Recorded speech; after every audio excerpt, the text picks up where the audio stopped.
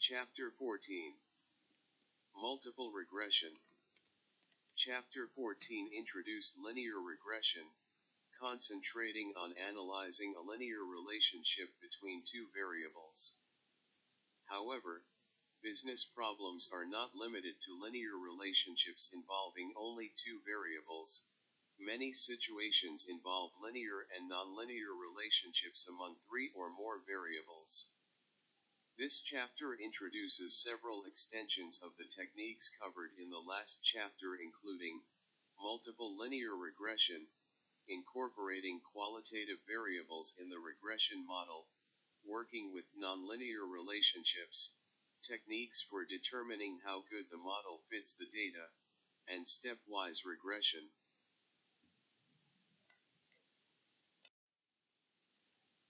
Introduction to Multiple Regression Analysis. Multiple linear regression analysis examines the relationship between a dependent and more than one independent variable. Determining the appropriate relationship starts with model specification, where the appropriate variables are determined, then moves to model building, followed by model diagnosis, where the quality of the model built is determined. The purpose of the model is to explain variation in the dependent variable. Useful independent variables are those highly correlated with the dependent variable. The percentage of variation in the dependent variable explained by the model is determined by the coefficient of determination, R2. The overall model can be tested for significance, as can the individual terms in the model. A common problem in multiple regressions models occurs when the independent variables are highly correlated. This is called multicollinearity. Using qualitative independent variables. Independent variables are not always quantitative and ratio level. Important independent variables might include determining if someone is married or not, owns her home or not, is recently employed, and type of car owned. All of these are qualitative, not quantitative, variables and are incorporated into multiple regression analysis using dummy variables.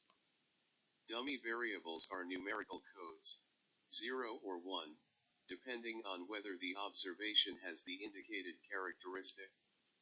Be careful to ensure you use one fewer dummy variables than categories to avoid the dummy variable trap.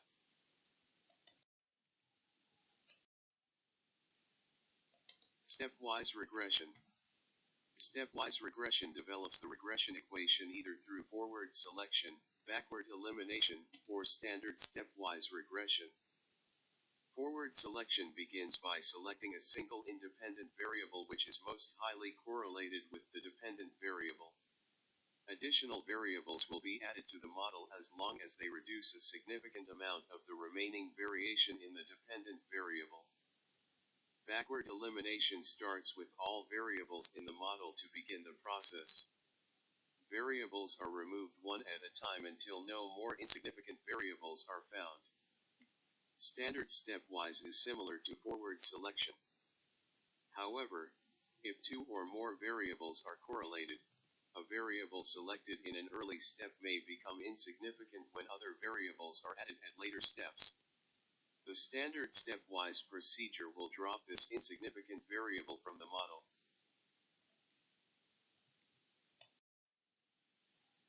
Determining the aptness of the model.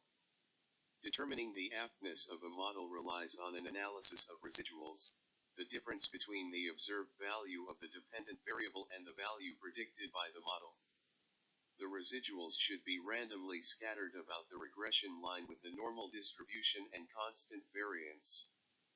If a plot of the residuals indicates any of the preceding does not occur, corrective action should be taken, which might involve transforming some independent variables, dropping some variables or adding new ones, or even starting over with the model building process.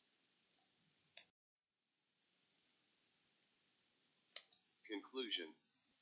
Multiple regression uses two or more independent variables to explain the variation in the dependent variable. As a decision maker, you will generally not be required to manually develop the regression model, but you will have to judge its applicability based on a computer printout. Consequently, this chapter has largely involved an analysis of computer printouts. You no doubt will encounter printouts that look somewhat different from those shown in this text, and some of the terms used may differ slightly, but Excel is representative of